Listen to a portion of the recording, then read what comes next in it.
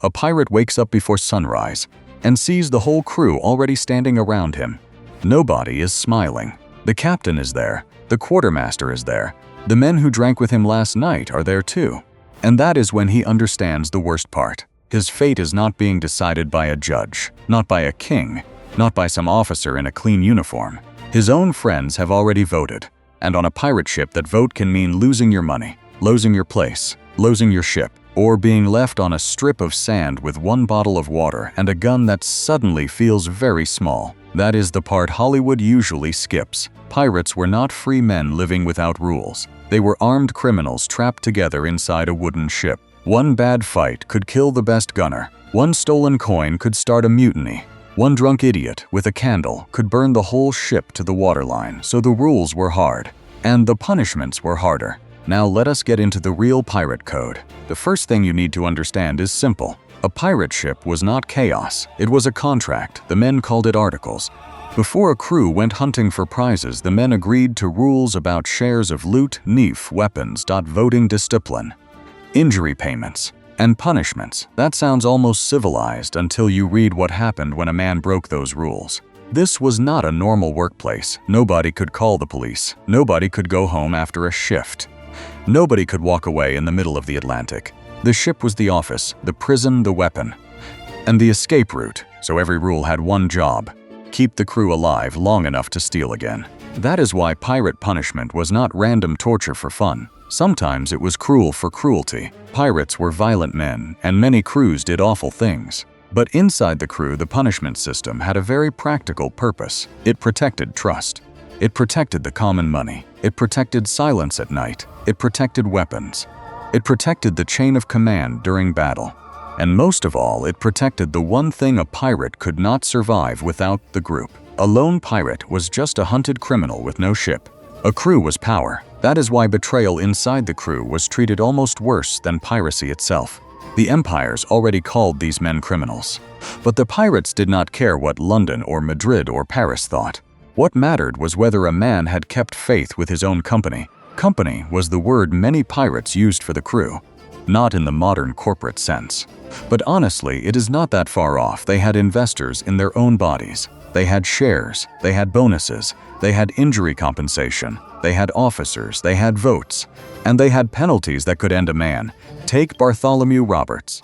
People called him Black Bart. He was one of the most successful pirates of the Golden Age. From 1719 to 1722, he captured hundreds of vessels across the Atlantic, the Americas, Newfoundland, the Caribbean, West Africa. That kind of operation did not run on vibes. It ran on discipline. Roberts had articles that laid out what the men could do and what would happen if a man crossed the line. Every man had a vote in important affairs. Every man had a claim to fresh food and strong drink when it was taken. But if scarcity hit the ship, the crew could vote to reduce supplies for the good of all. That is the key right there. Even the drinking had a limit when survival was on the table. Because at sea, a bad decision does not just embarrass you, it kills men. The most dangerous crime inside a pirate crew was theft from the company. Not theft from merchants. That was the business model. The real sin was stealing from the people who trusted you during raids. During a prize boarding, men moved fast. One group controlled prisoners. One group searched cabins. One group guarded cargo. One group moved valuables back to the pirate ship. Everybody had access to something. Coins, cloth, nephot, weapons, medicine, clothes. If one man secretly kept money for himself, the whole system cracked. The next man would hide jewelry. The next man would lie about silver. The next man would accuse another man. And very soon the crew would not be a crew anymore. It would be a room full of armed thieves aiming sideways. Roberts' articles said that if a man defrauded the company to the value of $1 in plate, jewels, or money, marooning was the punishment. Think about how cold that is. Not a warning, not a pay cut, not go clean the deck, marooning. A vote can turn a working pirate into cargo. He is put in a boat, he is taken to land, then the ship leaves. Maybe he sees the sails shrink on the horizon. Maybe he screams until nobody can hear him. Maybe he tries to act tough because the men are still watching. But when the ship is gone, the performance ends. There is no tavern, no doctor, no next raid. No crew, just heat, thirst, hunger, insects, fear, and time. John Phillips had an even clearer rule in his articles for the Revenge in the early 1720s. If a man tried to run away or kept a secret from the company, he could be marooned with 1 bottle of powder, 1 bottle of water, 1 small arm, and shot. That sounds generous for about 3 seconds. Then you think about it. 1 bottle of water is not survival. It is a countdown. 1 small gun is not freedom. It is a choice the crew does not want to name out loud. Powder and shot might help if there are birds, gots, fish near shore, or enemies coming. But if the island is bare, if the water is bad, if the sun is hard, that little kit is almost a joke, a dark joke. The crew could say it gave him a chance, and maybe sometimes it did. But most of the time marooning was execution with extra silence. No scaffold, no priest, no crowd, just the sea taking its time. This is why walking the plank is the wrong image. Pirates of the Caribbean gave people a nice clean movie version. A plank, a threat, splash. Real pirates usually did not need that theater. If they wanted a man gone, they could throw him overboard, or leave him somewhere nobody wanted to be. Marooning was worse for storytelling because it is slower. The victim has time to understand every minute of what the vote meant. A ship sails away fast. A punishment stays. And marooning was not only for stealing. It could be used for desertion. It could be used for cowardice. It could be used for keeping secrets. It could be used when the crew wanted a man removed without killing him in front of everyone. That last part mattered. Pirates had to live together after the punishment. If a crew shot every problem man on deck, the ship could become unstable fast. Some men would cheer, some men would remember, some men would wonder if the next vote would be aimed at them. Marooning moved the problem off the ship. Brutal, yes. Practical, also yes. That is the ugly logic of pirate justice. Now let us talk about losing your share. This sounds soft compared to marooning. It was not soft. A pirate did not get a weekly paycheck. He risked his neck for a share of whatever the crew captured. If the ship took nothing, he got nothing. If the ship hit something valuable, he could make more money in one cruise than a normal sailor might see in years. So losing a share was a serious sentence. It told a man he could stay aboard and work and fight. But when the treasure was divided, he would watch other men get paid. Imagine standing there after a raid. The cargo has been counted. The coins have been measured. The quartermaster reads the shares. The captain gets his portion. The carpenter gets his portion. The gunner gets his portion. The ordinary seamen get theirs. And you get nothing. Not because the captain hates you. Because the crew agreed that you broke the contract. That punishment hits 2 places at once. The purse and the pride. John Phillips' articles said that a man who failed to keep his arms clean and ready for battle could be cut off from his share and suffer whatever other punishment the captain and company thought fit. This rule sounds boring until you picture the fight. A pirate ship closes in on a merchant vessel. The deck is wet. Men are yelling. Smoke is rolling across the rail. The gunner needs pistols ready. Birders need cutlasses sharp. Muskets need powder dry. And one man did not clean his weapon. Now his pistol misfires, or his blade sticks, or his musket fails at the exact second another man depends on him. That is not laziness anymore. That is a threat to everyone. So the crew punished neglect hard because neglect could kill a better man. Pirate rules often make the most sense when you stop thinking about morals and start thinking about risk. Stealing from the company creates suspicion. Gambling creates debt and anger. Fighting on board creates injury. Smoking near powder creates fire. Drinking after lights out creates noise and mistakes. Desertion during battle creates panic. A pirate code is basically a list of things that can destroy a ship from the inside. And every punishment is the crew saying no, not here, not with us, not while we are surrounded by ocean and hunted by navies. Gambling was another big one. Roberts banned cards and dice for money. That might surprise people because we imagine pirates drinking rum, lawing, gambling, and singing all night. Sure, pirates drank. Sure, pirates gambled on shore. But on the ship, gambling could be poison. A sailor loses money, then he loses more. Then he owes a man he hates. Then he claims the dice were loaded. Then a knife comes out. Now the crew has a dead hand and a revenge problem. All because 2 men could not wait until Nassau. So some crews said no gambling aboard. Not because pirates were saints, because pirates understood human stupidity. Honestly, that part feels modern. Put a group of aggressive broke men in a cramped space with alcohol, weapons, and money, then add months of bad sleep.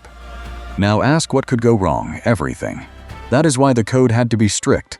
The ship was already dangerous enough without the crew creating extra problems. The night rules were just as serious. Robert's articles said the lights and candles had to be out at 8 o'clock at night. If men still wanted to drink after that, they had to do it on the open deck. At first, that sounds like a parent telling kids to stop messing around. But aboard a wooden ship, the rule makes total sense. A candle below deck is fire. A pipe in the wrong place is fire. A drunk man holding flame near canvas. Rope put powder. And dry wood is not funny. It is a disaster waiting for a breeze. John Phillips' articles had a similar fear built into the rules. A man who snapped his arms or smoked tobacco in the hold without a cap to his pipe or carried a lighted candle without a lantern could receive the same punishment as a man who struck another crewman. That punishment was called Moses' Law. 39 strokes. The name sounds old and strange. The message was simple. Do not bring open danger into the belly of the ship. The hold carried supplies, cargo powder, sometimes prisoners, sometimes stolen goods packed tight in darkness. A fire there could trap everyone. There was no fire department coming over the horizon. If a pirate ship burned at sea, the men either controlled it fast or died. So yes, a candle could become a crime. A pipe could become a crime. A careless spark could make the whole crew turn on you. And this is where the romantic pirate image really starts falling apart. The real ship was not endless party music. It was rules about candles, rules about weapons, rules about drinking, rules about who could sleep.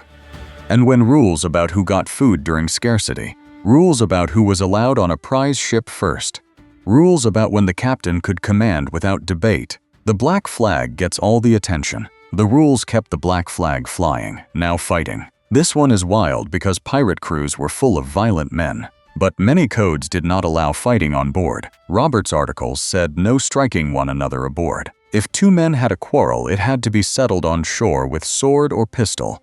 That is not exactly peaceful, it is controlled violence. The point was not to make pirates gentle. The point was to keep private anger from wrecking the ship.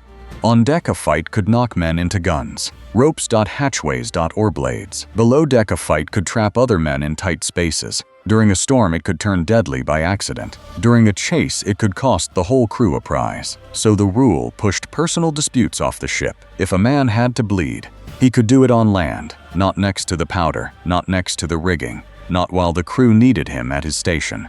Picture the scene. The ship anchors off a small island. The quarrel has been building for days. One man claims another cheated him out of clothing taken from a prize. The second man says he is a liar. The crew is sick of hearing it. The quartermaster takes them ashore. The men stand apart with pistols or blades. The crew watches. The dispute ends there. Maybe one man is hurt. Maybe both back down. Maybe the quartermaster forces a settlement before the fight starts. But the ship remains intact. That was pirate justice in its own ugly form. Not moral, not gentle, but organized. The quartermaster is important here. Movies love captains. Jack Sparrow, Barbossa, Blackbeard, Flint from Black Sails. The captain gets the coat, the hat, the big entrance. But on many pirate ships, the quartermaster was the man who made daily order real. He represented the crew. He watched the shares. He handled disputes. He could help enforce the articles. He was a check on the captain outside battle. During a fight, the captain had authority because hesitation could get everyone killed.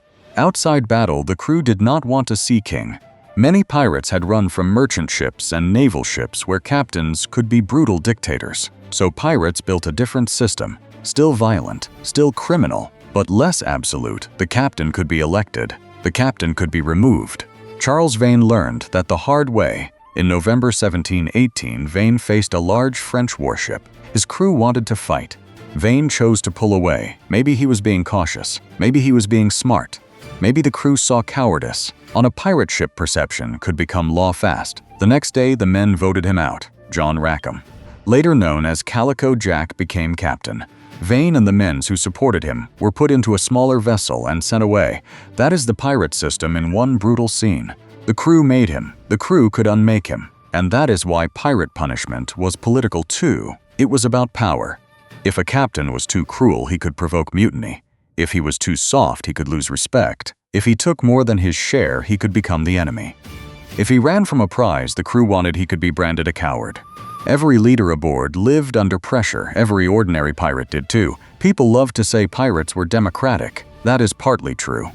But do not make it cute. It was armed democracy among desperate men. A vote could decide who ate less. A vote could decide who got a bigger share. A vote could decide who took command. A vote could decide who was whipped. A vote could decide who was abandoned. That is a rough kind of equality. Everybody gets a voice. Everybody also gets to live with the result. Now let us deal with whipping. Pirates did not invent it. Naval and merchant ships used corporal punishment too. The difference is that pirate crews often framed punishment through their own articles rather than pure captain authority. In Philip's articles, striking another man could bring Moses' law 39 strokes. The old wording was 40 stripes lacking one. You do not need a graphic scene to understand it. That punishment was public. It was painful. It marked a man in front of everyone. And it reminded the crew that even violent men were not allowed to bring uncontrolled violence into the ship. Whipping also had a practical advantage for the crew. The punished man could survive and remain useful. That sounds cold because it is cold. A pirate crew did not have unlimited manpower. A good carpenter mattered. A good gunner mattered. A man who knew the coast of Jamaica or the shoals near the Bahamas mattered. Killing every offender would weaken the ship, so punishment had levels. Lose a share, take strokes, be put ashore, be marooned, be shot. Be hanged later if the government caught you. Inside the pirate world, punishment was a ladder. And the higher you climbed, the less chance you had to come back. Theft between individual pirates could also be handled differently from theft against the company. Robert's articles suggest that robbing one another could lead to a man being physically marked and set ashore somewhere hard, but not necessarily deserted. That difference matters. Stealing from one man was bad. Stealing from the common pool was worse, because the common pool was the crew economy. It paid shares. It paid for supplies. It paid injury compensation. It kept the ship moving. A pirate crew was selfish together. That is the honest phrase. The men did not become pirates because they loved fairness. They wanted money. But to get money, they needed enough fairness inside the crew to keep the machine running. That is why injury compensation appears in the articles. Robert's articles promised money from the public stock if a man lost a limb or became disabled in service. Philip's articles also listed compensation for losing a joint or a limb in engagement. That sounds shockingly modern until you remember the business. A pirate asks a man to stand on a deck while cannon fire rips into wood. He asks him to board another ship while sailors fight back. He asks him to climb rigging in storms. He asks him to risk hanging if captured. If there is no compensation, then why should the man take the risk? So the crew built reward and punishment together. Obey the articles and you share the profit. Get hurt in the work and the company pays you. Break the articles and the company turns on you. That is the contract. Brutal on both ends. Now desertion. This was one of the most serious offenses because pirate survival depended on numbers. A merchant ship could be taken by surprise. A warship could not. If the crew was short by even a handful of men, the next raid could fail. If men ran during battle, the whole deck could break. Robert's articles said deserting the ship or quarters in battle could be punished with death or marooning. Notice that phrase. Not just deserting the ship, deserting quarters in battle. That means leaving your assigned place when the fight is on. A gun crew needs every man. The helmsman needs to stay at the wheel. Barders need to be ready. Lookouts need to call movement. If one man leaves his place, others may follow. Panic spreads fast in a fight, so the code attacked panic before it started. A man had to know that running from his post might be worse than facing the enemy. That is harsh. It is also how armed groups keep men in line when fear hits. The Royal Navy did the same kind of thing under its own law. Pirates just did it under their own contract. And sometimes the pirate version was more direct. No paperwork, don't appeal. No long prison term. A vote, a sentence, a boat lowered over the side. Accurates were also dangerous. Philip's articles put running away and keeping secrets in the same rule. That seems odd until you think about what a secret could mean. A hidden plan to surrender. A hidden deal with prisoners. A hidden stash of money. A hidden disease. A hidden route. A hidden warning to a merchant ship. A hidden group preparing mutiny. On a pirate ship, information was survival. If one man kept the wrong secret, the crew could wake up surrounded by enemies. Or find the powder wet. Or find the boat gone. Or find a prisoner loose with a blade. The rule was not about gossip. It was about security. And pirate security was paranoid for good reason. Every captured prisoner might be forced aboard. Every forced man might hate the pirates. Every crew member might be tempted by pardon money.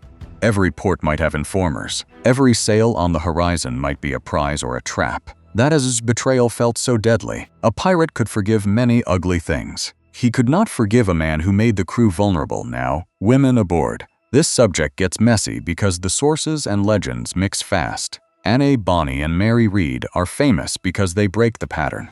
Most pirate articles were written for male crews. Some codes banned women and boys from being carried aboard. Robert's articles threatened death for a man who brought a disguised woman to sea. Philip's articles threatened death for a man who forced himself on a woman. The practical reason was not pure virtue. It was fear of conflict, jealousy, coercion, pregnancy, secrecy, and violence inside a cramped ship. Again, the rule was about order. Pirates were not suddenly gentlemen. The rule existed because crews knew sexual conflict could tear men apart and expose the whole company to danger. That is important because it destroys another clean myth. The pirate code was not a moral code. It was a survival code. Sometimes it protected people. Sometimes it protected profit. Sometimes it protected the ship from internal collapse. Do not confuse that with justice in the modern sense. A pirate court was not fair by modern standards. But it was often understood by the men who signed the articles. A man knew what he agreed to. He knew what his share could be. He knew what rule he broke. And he knew the sea had no mercy for people who lost the crew. Now let us walk through a punishment day, not a movie version, a believable one. Somewhere near the Bahamas in the early 1720s, a pirate sloop has taken a small merchant vessel. The prize is not full of gold. Most prizes were not. It has flour, barrels of pork, spare canvas, toll, maybe a small chest of coins, maybe clothes worth taking. The boarding party goes over. The merchant crew is disarmed. The quartermaster starts his work. He has to make sure the plunder is listed and divided. Every man is supposed to get a fair chance at what the articles allow.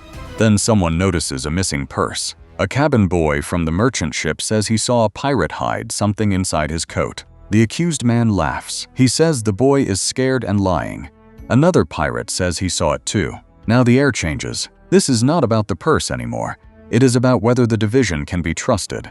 The quartermaster orders the man searched. The purse is found. Maybe it is only a few coins. Maybe it is enough to matter. The amount is less important than the act. He did not steal from a victim. He stole from the company before the company could divide the prize. The crew gathers. The captain speaks only a little. He does not need a dramatic speech. Everybody knows the article. The question is punishment. Some men want him whipped and kept because he is a strong fighter. Some men want him marooned because if he steals once, he will steal again. Some men are quiet because they liked him. That is the nasty part. Pirate punishment could be personal. The man being sentenced might have saved another man in a fight last month. He might have shared rum with half the crew. He might have been funny, he might have been useful, and still the purse is sitting there. Proof changes everything. The vote happens, ensigns go up. The decision is made. He is not killed on the deck. He is removed. Later the sloop stands off a low island with scrub. A boat rows him in. The men give him water, powder, a small gun, and shot because the article says so. Then they row back. He is still shouting when the anchor comes up. By noon the ship is gone. By evening the island is quiet. That is pirate punishment, not cinematic. Worse because everyone involved understands the rule. Now let us talk about exile without full marooning. Sometimes a man was put ashore in a place where survival was possible but miserable. A rough settlement, a hostile coast, a port where he had no money, a beach far from friendly help. This was punishment and warning at the same time. It told the offender he was no longer part of the company. It told the crew that the articles had teeth, and it avoided killing a man directly. But do not soften it. Being turned out by pirates was dangerous. A former pirate ashore could be recognized. He could be robbed. He could be arrested. He could starve. He could be forced into another crew. He could disappear. The ship was dangerous, but losing the ship was worse. This is why the phrase, "the sea became his prison," works so well for pirates. Not in a poetic way, literally. The sea kept him from walking home. The sea separated him from law, fairness, and help. The ship was the only moving piece of civilization he had. When the crew took that away, he was trapped by geography. That is the horror of marooning and exile. It uses distance as punishment. No walls needed. Now government punishment was a different beast. Inside the crew, a pirate could face whipping, loss of share, marooning, shooting, or removal. But if captured by the state, he faced trial and hanging. The end of Bartholomew Roberts shows the bigger machine. On February 10, 1722, Roberts was killed off Cape Lopez on the coast of West Africa during a fight with HMS Swallow. His remaining crew was captured and taken to Cape Coast Castle in modern Ghana. There, the British held one of the largest pirate trials of the age. Dozens were sentenced to death. 52 were hanged.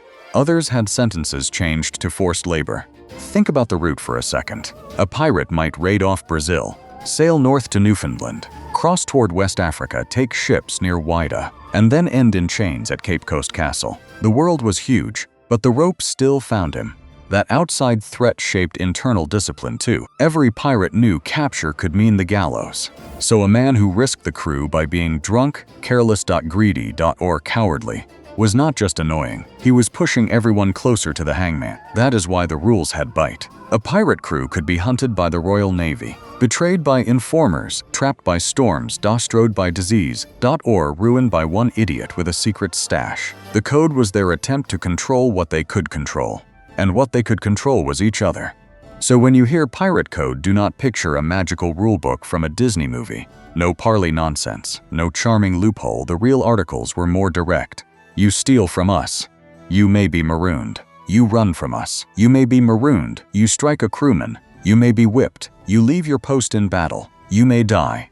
You bring fire where fire can kill us, you may be punished hard. You fail to keep your weapon ready, you may lose your share. You break the company. The company breaks you. That is the whole system. And it is frightening because it was not madness. It made sense. A pirate ship had no spare society around it. No police, no jail, no court building, no street to walk away down. The crew had to be its own law. The captain could not be absolute because absolute captains created mutiny. The crew could not be lawless because lawless crews destroyed themselves. So pirates built a harsh middle ground, votes and violence. Shares and scars, freedom and contract. A man could vote for his captain in the morning and vote to abandon another man in the afternoon. That is the uncomfortable truth. Pirate democracy did not make pirates gentle. It made punishment collective. When a royal court hanged a pirate, the state killed him. When a pirate crew marooned a pirate, the people who knew him did it. That is colder in a different way, because the man could look at faces he recognized. He could see who would not meet his eyes. He could see who voted against him, and he would know there was no higher authority coming to save him. The articles were the authority. The crew was the court. The ocean was the jail. This is why pirate punishments worked. Not because every pirate was terrified every second.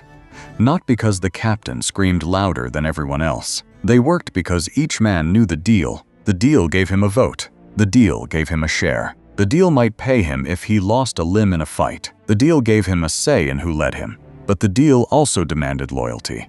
Do not steal from the company. Do not wreck the ship. Do not endanger the crew. Do not run when the fight starts. Do not turn your private anger into a shipboard war. Break those terms and the same men who called you brother could become your judges. That is the real pirate punishment system. A pirate could be an outlaw to the empire, but aboard his own ship he was still under contract. And if he broke that contract, the sea did not need chains. The crew only had to sail away.